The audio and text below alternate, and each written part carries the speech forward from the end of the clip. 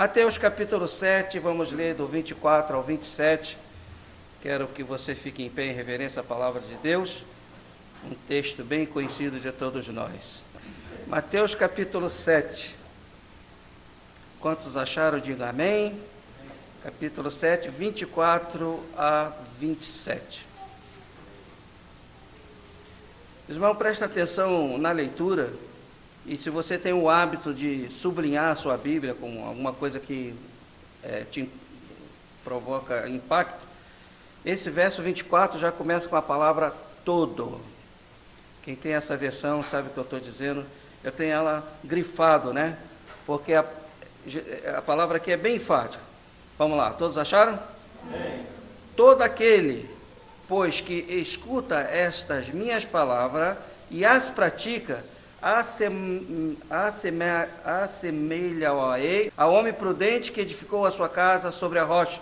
Desceu a chuva, correram os rios, assopraram-se os ventos e combateram aquela casa, e não caiu, porque estava edificada sobre a rocha. E aquele que ouve essas minhas palavras e não as cumpre, compará-lo-ei ao homem insensato, que edificou a sua casa sobre a areia. Desceu a chuva, correram os rios, sopraram-se os ventos, e combateram aquela casa, e caiu, e foi grande a sua queda. E aconteceu que, concluindo Jesus esse discurso, a multidão se admirou da sua doutrina. Vamos orar? Pai, nós louvamos e agradecemos ao Senhor por toda a tua graça, da bondade, da misericórdia, da cura, por tudo que o Senhor tem feito e derramado sobre as nossas vidas. Por um momento como esse, Senhor, estamos nesse lugar simples, humilde, mas sentindo a tua majestade, sentindo a tua presença em nosso meio. Obrigado pelos testemunhos que foram ditos aqui, Senhor, que tudo isso venha somar, glorificar, exaltar o Senhor acima de tudo e acima de todas as coisas. Abençoe, ó Pai, a cada um que se faz presente. Abençoe aqueles que estão, por algum motivo que o Senhor sabe, estão ausentes nessa noite. Mas reveste, ó Pai, da tua graça, ser com o teu servo, pastor Terrio, lá nos Estados Unidos, nos seus alvos, seus objetivos, como aqui pedimos, Senhor. Também nos queremos lembrar nessa noite, Senhor, pela irmanice, perdeu o seu papai, o seu irmão nessa noite, ser com ela, com ela, meu Pai, confortando o seu coração, a sua mente, os familiares, e a nossa oração, ó Pai, é que ele tenha partido para a eternidade junto com o Senhor. Como ela disse na rede social, ele foi para a glória. E nós cremos assim. Obrigado, ó Pai, pela vida dela. Conforta e consola, Senhor, todos os seus familiares. Te rogo, Senhor, por esse que vos fala, para que o Senhor me use, Senhor, dentro da tua instrumentalidade, um instrumento, Senhor, que possa edificar, Senhor, as nossas vidas, a começar na minha vida, através da tua santa palavra, Senhor. Nós te louvamos, te agradecemos no precioso nome de Jesus. Amém. Podem sentar, irmãos. Esse texto, ele é interessante, contagiante, de alguma forma, mas também intrigante. Porque quando a gente começa a ler esse texto, a sensação que a gente tem, que há um julgamento sobre duas pessoas. A gente vai entender isso no decorrer desse estudo. E a base para esse julgamento está a partir do verso 13, quando Jesus tem essa preocupação e ele diz: entrai pela porta estreita, porque larga é a porta e espaçoso o caminho que conduz à perdição, e muitos são os que entram por ela. Mas no verso 14 ele diz: porque estreita é a porta e apertado o caminho que leva à vida, e poucos a quem encontram. Então há um julgamento para isso. E uma vez que existe falsos profetas no mundo afora, e o verso 15, Jesus diz assim: acautelável, porém, dos falsos profetas. Imagine, Rafael, há 2000 anos e poucos atrás, Jesus já com essa preocupação que já havia naquele meio dos crentes falsos profetas. E hoje, então, é inumerado, né, esse tipo de pessoa. Agora, a preocupação de Jesus é para que a gente tivesse cuidados para não ser enganados. Agora, o maior perigo, porém, é enganar-se a si mesmo. Jesus, quando estava falando aqui, tinha duas classes sociais que eram uma complicação tremenda naquela época: os escribas e os fariseus. E eles haviam se convencido que eles eram justos, que eles eram mais crentes que qualquer um, eram os puros, era a raça, a menina dos olhos de Deus. Na realidade, eles estavam preocupados com leis, com dogmas, sistemas, e não verdadeiramente de uma intimidade através da palavra de Deus. Agora, sabe o que eu aprendo aqui, irmão? Que é possível conhecer a linguagem correta, acreditar intelectualmente nas doutrinas, na palavra de Deus, na Bíblia, obedecer às regras e ainda assim não ter a salvação. Quadro triste, né? Quantos que talvez já passaram por esses bancos e hoje estão perdidos lá fora? Quantos talvez estejam aqui dentro hoje, ouvindo a palavra de Deus e não têm certeza da sua salvação? Parou para pensar nisso?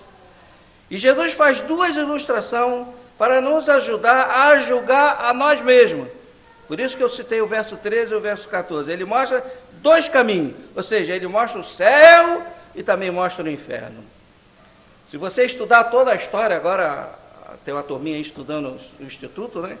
Se você pegar ali a vida de Jesus, e você vai ver o quanto que Jesus se preocupou tanto, e ele pregou mais sobre o inferno do que o próprio céu. Porque Jesus conhecia, Jesus foi lá, ele sabia o que ele estava falando. O povo de Deus sempre foi um remanescente e uma minoria nesse mundo. Agora, não é difícil descobrir por quê. A porta que conduz à vida eterna, ela é estreita. O caminho é solitário, é penoso, é difícil mesmo, irmão. Se naquela época, irmão Jorge, para Jesus falar isso, já era difícil, imagina hoje, com todo esse avanço, com toda essa liberdade que existe hoje no nosso meio. Não se pode escolher duas estradas e tomar dois rumos diferentes ao mesmo tempo.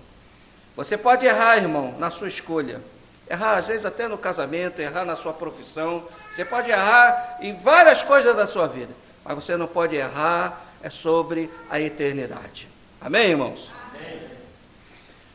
Errar o caminho, ou em especial, o céu. Nos versículos de 15 a 20, Jesus faz uma outra ilustração. Ele faz uma analogia para chocar bem aquela turminha que estava ouvindo ali, em especial os escribas e os fariseus. Ele usa a ilustração de duas árvores.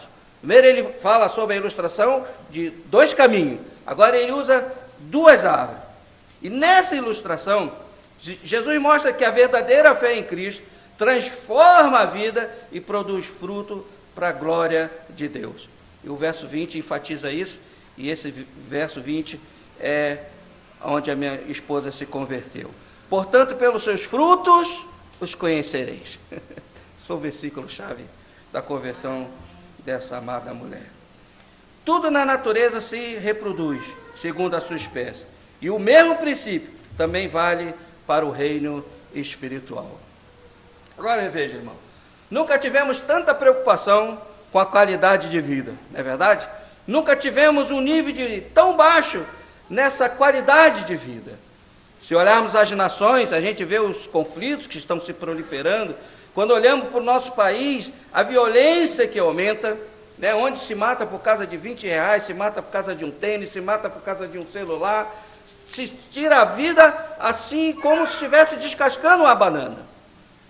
Não é verdade? E quando a gente olha na nossa cidade, os nossos bairros, a gente vê o retrato da miséria, da dor, do abandono e da desesperança. A gente olha para as vidas, né, os semblantes, eu vejo isso lá no meu serviço, e a gente vê a imagem do sofrimento estampada no rosto das pessoas. As pessoas já não sorriem tanto como deveria sorrir, mesmo que você tenha problemas, não é verdade? Para os irmãos terem uma ideia, o quadro ele é assustador. Eu estava vendo uma estatística, e elas são alarmantes. 71%, Ed, das pessoas sofrem de uma doença, a doença do século, chamada estresse. Nós temos amados na nossa igreja que sofrem por isso. Eu, uns 6 meses atrás, estava sofrendo isso. A coisa chamada depressão, Bruno, que eu nunca pensei que pudesse existir na minha vida, mas ela existiu. Agora, 53% das pessoas sofrem de insônia. Vivem à base de remédio para dormir. 1 em a cada 2 novos casamentos terminam em divórcio. Quase 1/3 das crianças que nascem são filhos de pais solteiros. Agora, a pergunta é possível construir um lar sadio no mundo em que a cada vez mais se mostra doentio? Será que a gente pode construir a nossa família nesse mundo caos que está ao nosso redor, onde os valores familiares caíram por terra, os conceitos e os princípios da palavra de Deus caíram por terra, a moral, os bons costumes perderam-se no espaço? Não é verdade? Aonde você está tem imoralidade, aonde é um negócio terrível. É possível, irmão, construir um lar sadio nesse mundo tão caos? É possível sim, irmão. Se dermos vez aos princípios simples da palavra de Deus para cada um das nossas vidas. É possível se voltarmos para os ensinos de Deus. É possível sim se dermos a voz a quem Bruno instituiu a família. Deus. O grande problema é que nós complicamos demais. E o problema é que nós nos separamos do original. Irmãos, lembra quando surgiu o celular? Antes era para fazer ligação, né? Hoje tem tanta informação no celular que tu dá um nó. Não é verdade? Quanto mais tecnologia, quanto mais você tem tudo e você fala com todo mundo ao mesmo tempo, é uma loucura. Às vezes a gente complica, né? Tem dificuldade de saber, de usar. Eu mesmo não uso a metade que eu sei que o meu celular me dispõe, que meu querido filho me deu. É uma loucura. Nós complicamos tanto que daqui a algum tempo sequer saberemos o que é família. Eu já fico imaginando, né, daqui quando seus filhos já estiverem grandes, né, a gente já estiver na glória, né, alguém vai fazer um programa, irmão Ralph, vai juntar um homem, a mulher, umas crianças e dizer: ei, pessoal, isso aqui é família. Hã? Família? O que é isso? Estamos vivendo, estamos encaminhando para isso, se Jesus não voltar. Construindo uma vida junto, sob a direção de Deus. Mas construir um lar sadio depende de outras coisas. O alicerce da parábola em questão é uma palavrinha chamada obediência, a palavra de Deus. E obediência que comprova a fé verdadeira. Amém? Tiago 2,14 diz assim: meus irmãos, que aproveita se alguém disser que tem fé e não tiver as obras, porventura a fé pode salvá-lo? Os dois homens da história tinham vários aspectos em comum. Ambos desejavam construir uma casa e ambos fizeram de forma a parecer bela e forte. Porém, quando veio o julgamento, ou seja, a tempestade, uma delas caiu. Qual era a diferença? Talvez você se pergunte hoje, irmão José, qual é a diferença? Por certo, não era a aparência exterior. A diferença estava no alicerce, na base. E talvez a senha da nossa vida espiritual hoje é essa palavrinha chamada fé. Junto com ela, obediência. Primeira coisa que eu queria que a gente pensasse nessa noite, que depende de que tipo de pessoa nós somos. Queria que você botasse isso na tua cachola e saísse dessa noite aqui perguntando para Deus que tipo de pessoa eu sou. O texto fala de dois tipos de pessoa: a pessoa prudente e uma pessoa insensata. Não é isso? O sensato é aquele cara louco, imprudente, desajuizado, aquele que não se liga naquilo que faz parte da sua vida, como a palavra de Deus. Que tipo de pessoa nós somos? Vai fazer toda a diferença na maneira como construímos o nosso lar. Se somos prudentes, construiremos um lar sadio. Se somos insensatos, construiremos um lar doentio, torto, míope. Você é prudente, irmão? Sim ou não? Amém? Amém. A autoridade máxima em seu lar será o Senhor. O manual de instrução será a Bíblia Sagrada. A arma mais poderosa dentro do seu lar será a oração. Ninguém grita mais. Se uma pessoa de bem, será mais importante que ter bens. Às vezes a gente vê as pessoas trabalhando dia e noite, incansavelmente para fazer dinheiro e de querer ter, mas esquece de ser. Não é verdade? Então, essa luta é incessante. A gente precisa entender que a pessoa do bem será mais importante que ter bens. O caráter será mais importante que as riquezas. A presença será mais importante que os presentes. O seu lar será sadio num mundo doentio. O mundo pode estar doentio, mas você, baseado na palavra de Deus, vai construir um lar sadio. Amém, irmã Zica? Segunda coisa, irmão. Depende do fundamento sobre o qual edificamos. O texto fala de dois fundamentos: a rocha e a areia. Onde você tem edificado o seu lar? Onde você pretende edificar a sua casa? Sobre a rocha ou sobre a areia? Quando construímos sobre a areia, a chance de desabar é certa. Quando construímos na rocha, essa probabilidade, ela inexiste. Talvez os terrenos da areia são mais baratos. Construindo um lar sadio num mundo tão doentio. Talvez os custos da construção sobre a areia são menores, não é verdade? Mas, meu irmão, logo a falha aparecerá. Você quer construir um lar sadio no mundo doentio? Invista no fundamento. Firme-se na rocha. Qual é a rocha? Jesus.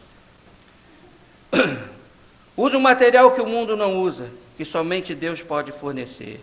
O tijolo da comunicação, do amor, do respeito, do afeto, da amizade, do bom humor, da compreensão, dos sonhos, dos projetos compartilhados, da solidariedade, né? Esse tem que ser construído no nosso tijolo. Invista na cobertura certa, deixe que Deus cubra e proteja o seu lar. Então, invista num projeto de vida certo. O mundo tenta te vender um projeto falido. Não é verdade? Qual é o conceito do mundo hoje? Tenha tantas mulheres quanto você quiser. É assim que ele oferece? Tenha tantos homens quanto você quiser. Um conceito antibíblico, irmãos. Dê razão aos seus instintos, né? Isso te dá prazer. Tenha tantas aventuras quanto quiser e puder. Não assuma nenhum compromisso, né? A galerinha jovem hoje é ficar. E ficar, irmão Ralph, a gente sabe que no conceito deles é dentro de 4 paredes. Esse é o ficar. Antibíblico, irmãos. Não faz parte do conceito de Deus. Não foi isso que Deus instituiu para cada um de nós. Não é verdade?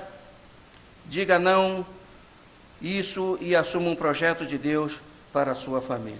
Terceiro ponto, irmão. Depende de que atitude nós tomamos.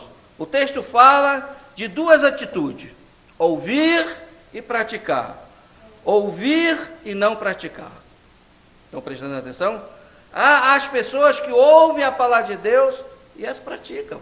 É um desafio, por isso que eu estou falando, ser crente hoje é um grande desafio. Segunda-feira eu estava dando aula no Instituto e estava falando de algumas coisas que têm acontecido no nosso meio. Eu falei, gente, me dói o coração, me dê essas lágrimas. Quando a gente vê que a gente tem um potencial, a gente tem um manancial, que é a palavra de Deus, a gente podia ser o maior povo de todo esse mundo, de toda essa humanidade, porque o que nós temos, irmão Jorge, ninguém tem. Nós temos um potencial, nós temos um poder tremendo nas mãos, e seríamos as pessoas, não só com esse potencial, Ed, mas com os valores mais conceituados que possam existir na face da terra. As pessoas mais felizes na face da terra. Ninguém ficaria doente, não é verdade? Somente essas doenças chamadas psicossomáticas, que alojam na nossa mente, descem até o coração e nos arrasam. Você pode construir um lar sadio nesse mundo doentio. Depende da atitude que nós tomamos. Há as pessoas que ouvem a palavra de Deus e as praticam, mas há pessoas que ouvem e não as praticam. Se você for um ouvinte praticante da palavra de Deus, você construirá um lar sadio. Se você for um ouvinte não praticante da palavra de Deus, você construirá um lar doentio. E para construirmos um lar sadio, precisamos retomar aquilo que o mundo nos roubou. O mundo, ele tolera a incoerência, mas Deus exige coerência. O mundo tolera a infidelidade, mas Deus exige fidelidade. O mundo tolera a pluralidade, mas Deus exige exclusividade. Deus é ciumento, irmãos. O mundo tolera a volubilidade, Deus exige compromisso. Quer construir um lar sadio? Ouça a voz de Deus. Pratique a palavra de Deus. E eu vou concluir. Quero lembrar aqui o início aqui. O texto fala de dois tipos de pessoas diferentes. O texto fala de dois fundamentos diferentes. O texto fala de duas atitudes diferentes. E o texto fala de circunstâncias iguais sobre as duas casas. As circunstâncias são as mesmas. O mundo que vivemos é o mesmo. A diferença está na pessoa que somos, no fundamento que edificamos e na atitude que tomamos. Amém, irmão? Você está entendendo? As duas casas, por sua vez, ilustram o fim dessa vida de fé, quando Deus julgará todas as coisas. Há falsos profetas junto à porta que conduz para a estrada espaçosa, facilitando a entrada de todos. Mas no final do caminho, há destruição. O texto final não é o que pensamos de nós mesmos, ou o que os outros pensam de nós, mas sim o que Deus dirá. O que você mostrará para Deus naquele dia, naquilo que você construiu para você mesmo, o seu lar? Um lar sadio ou um lar doentio? Onde você capengou a vida inteira da sua vida cristã, não deixando Deus fazer você prosperar de uma forma espiritual e material e fisicamente e tantas outras coisas. Amém, irmãos?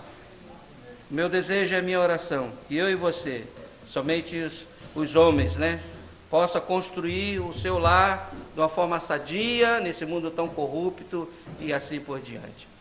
Não estou dizendo que é fácil, não é fácil, não é fácil. Mas Deus tem nos dado vitória. Nós temos, como eu disse de início, a base, a palavra de Deus, o nosso sustento, a nossa bússola, a nossa orientação.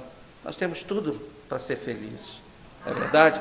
Para construir o nosso lar de uma forma saudável. Quando as pessoas olharem, puxa vida, aquele lar ali é diferente.